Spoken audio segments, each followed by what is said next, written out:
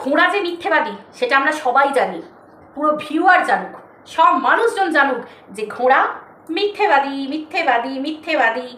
তো যাই হোক, এই যে মারু আর মন্দিরা, মানে মারি আর মন্দিরা, এদের দুজনের মধ্যে যে ভাব হব হব হব হব করছে বা ভিতরে ভিতরে ভাব হয়েছে কিনা এইটা জানার জন্যে ঘোড়ার যে উদ্বেগ, ঘোড়া যে ভয়ে, মানে ঘোড়ার যে চোখে মুখে ভয়, সেটা ঘোড়া খুব ভালো করে বুঝতে পারা যাচ্ছে, ঘোড়ার মুখ দেখলে বুঝতে পারা যাচ্ছে।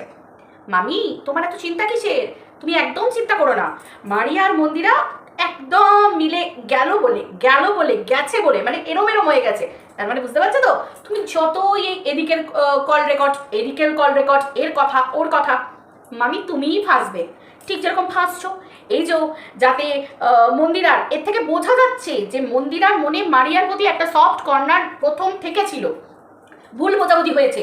মন্দিরা নিজে বলেছিল যে ওর মনে কষ্ট হয়েছে একটা কথার জন্য, সেটা হচ্ছে ওরা বিজনেস করছে। এই কথাটা মন্দিরা যদি একটুখানি জানতো, মন্দিরা কি কেড়ে নিত, মন্দিরা কি বারণ করতো, এই কথাটা মন্দিরা প্রথমে বলতে চেয়েছিল। এবার মারু কেন জানায়নি, সেটা ওকে সারপ্রাইজ দেবে বলে কি ওরা কোনো অন্য কিছু ভেবেছিল, এখন তো আমরা বুঝতে পারছি। এই মারু আর মন্দিরার মধ্যে দূরত্ব তৈরি করার মেন কারণ হচ্ছে এই যত নষ্টের গোড়া, এই সাদা ঘোড়া।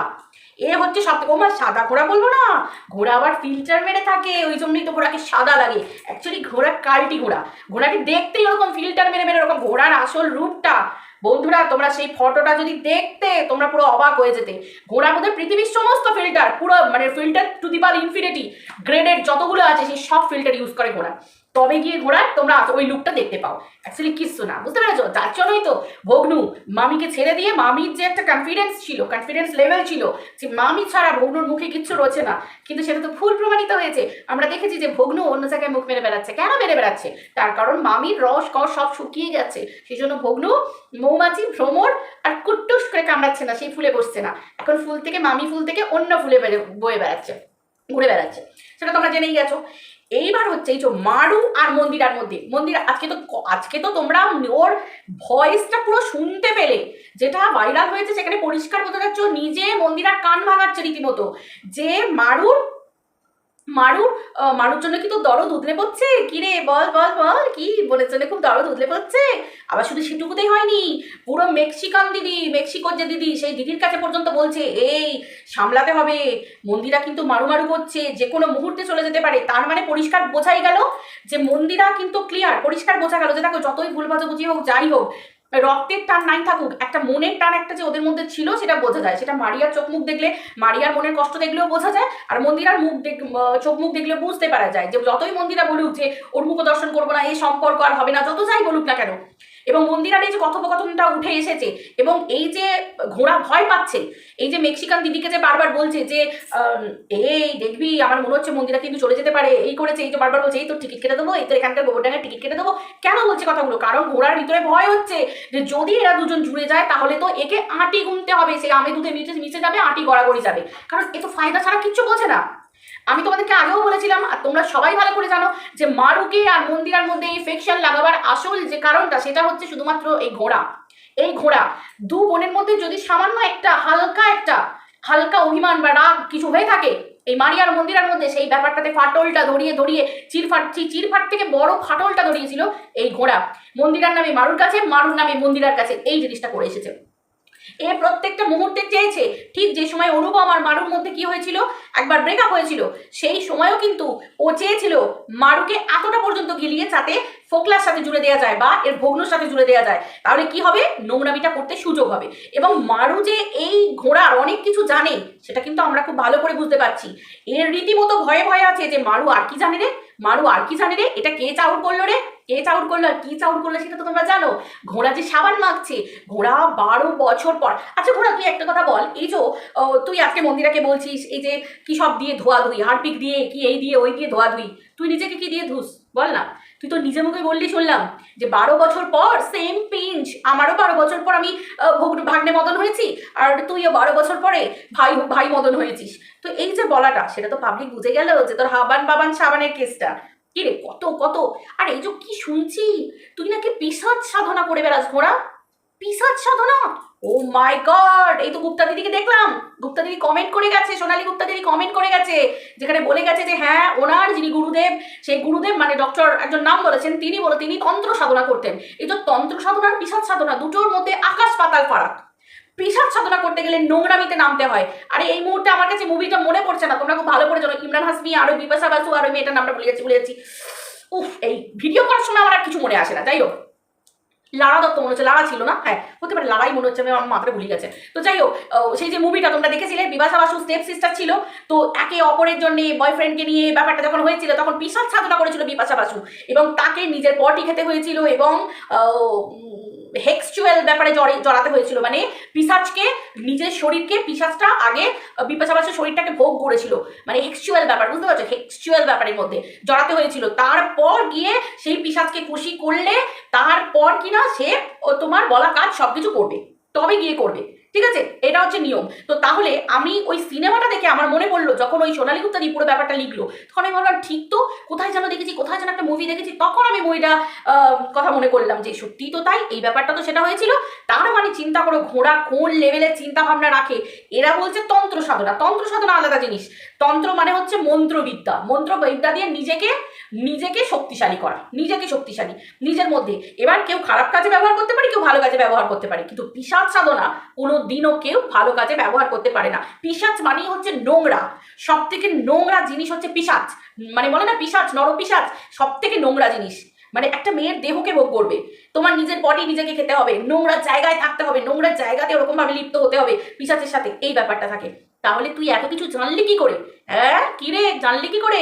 তবেই কি তুই তোর থেকে 12 থেকে 15 বছরের ছোট ওই ভাগ্নে মদনকে কি তবেই তুমি ভাগ্নে ভাতের হাঁড়ি হয়েছো? এবার তো প্রশ্ন যাচ্ছে, এইবার প্রশ্ন থাকছে যে এই মনে হয় এইরকম ভাবে সবার জীবন নষ্ট করতে গেছিল। তার মানে ম্যান্ডি যে ঘোরের মধ্যে ছিল, হেনা তেনা ছিল, ম্যাগনির যে ভাইয়ের প্রতি ওই রকম ব্যাপার, আমার মনে হচ্ছে কিছু একটা ব্যাপার আছে, কিছু তো আছে। এ বোধহয় পিশাচ টিশাচ সাধনা টাধনা করে না, আমার মনে হচ্ছে কারণ কিছু ক্ষতি যদি করতে যায়। বাবারে আমার গায়ে একবারে পুরো জয় বজরংবলী, জয় বজরংবলী, জয় হনুমানজি, জয় হনুমানজি, জয় হনুমান জুড়ে বাবারে কি ভয় লাগে, মারাত্মক। সত্যি বলছি আমার ভয় লাগছে যে আমি একটা সময় ওর সাথে ফোনে কথা বলেছি, ওরে বাবারে আমি বলছি না, ওর সাথে কথা বললে না একটা সবসময় নেগেটিভিটি মনের মধ্যে কাজ করে, অল টাইম একটা নেগেটিভ ভাইবস, নেগেটিভিটি, ল্যাব খাওয়া টাইপের, তোর কিছুই ভালো লাগে না, কিরকম একটা অস্বস্তি টাইপের একটা কাজ করে। ওর কাছ থেকে বেরিয়ে এলেই দেখবে ফুল অফ পজিটিভিটি তোমার মধ্যে, একদম পুরো এরকম। আমি জানি না কার কার মধ্যে হয়েছে কি না হয়েছে, অন্তত ওর থেকে দূরে এলে যে তোমার উন্নতি হবে সেটা পরিষ্কার। এইবার আছি পরের কথায়। হ্যাঁ রে, তোর ওই অপদার্থটা তোকে 30,000 দিয়েছে ওই এই করার জন্য, ঘরটর রেনোভেট করার জন্য, রেনোভেশনের জন্য তোকে টাকা দিয়েছে, তাই বুঝি? যখন ফ্ল্যাট কাণ্ডের সময় মালপত্র তুলে তুলে নিয়ে যাচ্ছিলিস, তখন কেন বারবার তাহলে বলছিলিস যে আমি সব করেছি, আমার টাকায় সব হয়েছে, এই জিনিসপত্র সব হয়েছে, একটা একটা করে তুলে নিয়ে যাচ্ছিলিস? সে তো আমরা সবাই খুব ভালো করে জানি। আজকে তো ভয়েসটা শুনলাম, ফ্ল্যাট কাণ্ডের সময়ই ওই বাবানের যে কথাবার্তাগুলো হচ্ছিল, কিরে হাবান টাবানের যে কথাবার্তাগুলো হচ্ছিল সেই সময়েরই তো কথা। তার মানে তোমার ওই যে অপদার্থটা বলেছিল না 6 ডট ডট বলেছিল, আর সেই কারণেই ফ্ল্যাট কাণ্ডে যেতে হয়েছিল, তাই তো? লজ্জা করে না রে তোর ওই অকর্মণ্য বুড়ো বাপটা, অসভ্য নোংরা নষ্ট একটা লোক, বুড়ো ভাম, যে কিনা নিজের স্ত্রীকে সম্মান করতে পারে না, কেয়ার করতে পারে না, যে কিনা বিয়ের জন্য রাজি হয়ে যায় পরের একজন স্ত্রীকে, পরের স্বামী মারা যাওয়া একজন মহিলাকে বিয়ে করার জন্য জীব লক করে। সেই তো তোকে পাহারা দিতে গেছিল তোর হাবান টাবানের সাথে। কেন রে, ওই যে অ্যানিভার্সারি করতে গেছিলিস, সেসব কীর্তিও তো আছে, দেখলাম তো, দেখে চোখ ধন্য করেছি, জীবন ধন্য করেছি, যে পরিবারের উপস্থিতিতে বাবা কেক কাটা হচ্ছে, ও বাবা হাওয়ান পিছন দিকে আছে, ও মা কি গদগদ ঘোড়া অ্যানিভার্সারি পালন করছে, মা গো মা, হবে সবই আস্তে আস্তে ক্রমশ প্রকাশ্যে পাবলিক সব দেখে চোখ ধন্য করবে। ঠিক তুই এতদিন যেভাবে প্রত্যেকটা মানুষের জীবনের প্রাইভেট মুভমেন্ট, প্রত্যেকটা মানুষের জীবনের প্রাইভেসি সোশ্যাল মিডিয়াতে নিয়ে এসে বিশ্বাসঘাতকতা করে প্রত্যেকটা মানুষের সাথে চিরফাড় করেছিস, মহিলাদের চরিত্র টেনে ছিঁড়েছিস, এবার তোরটা করাচ্ছে ভগবান, এটাই তো হবার কথা। ঠিক তো, তো দৌড়া হুড়কো দেওয়ার জন্য দৌড়াবি না? হুড়কো দিতে গেলে তো নিজেকে পরিষ্কার থাকতে হয়, ক্লিন অ্যান্ড ক্লিয়ার। আর তুই তো পিশাচ সাধনা করা মাল, ওতে তুই কখনো ক্লিন অ্যান্ড ক্লিয়ার থাকবি? তুই তো নিজের পরে নিজে খাওয়া, তারপরে কি বলে নোংরা জায়গায় থাকা, না হলে তুই পিশাচ সাধনা করতে পারবি নাকি? ঠিক না? ঠিক বলছি না? অসভ্য বদমাস বজ্জাত মেয়ে ছেলে কোথাকার। প্রত্যেকটা মানুষের আমি বলি না, ওর জীবনে কখনো নিজে সুখী নয়, কারুর সুখ দেখতে পারে না, সবার সুখ দেখলে জ্বলে পুড়ে ছাই হয়ে যায়। এই যে মারিয়ার মন্দির আর মিলন হবে সেটা ভাবার পরে, মারিয়া মন্দির আর দু বোনের মিলন হবে, ওরে বাবারি ওর এখন থেকে ফাটছে জ্বলছে ভিতর থেকে রে, তুই যা পারিস করে নে, তুই ছিঁড়ে নে, মানে ধনে পাতা ছিঁড়ে নে, আটি বেঁধে নে, বোঝা বেঁধে নে, কিচ্ছু করতে পারবি না, কিচ্ছু করতে পারবি না। আরো অনেক কিছু বেরোবে। মারিয়ার ছাবি করলে পুরো একদম বিড়াল বেরিয়ে যাবে, মিয়াও করে মামিকে কামড়াতে যাবে। তাই তো সুগার মামি? ওটা পিসার সাধনা ছেড়ে মামি তুমি ভগ্ন সাধনা করো, ঠিক আছে? তোমাকে ওইটাই মানায়, ওইটাই তোমার মানায়। আর তোমার অপদার্থটা 30,000 দিয়েছিলে, এটা পাবলিকের কাছে বলো নিকো, ঠিক আছে?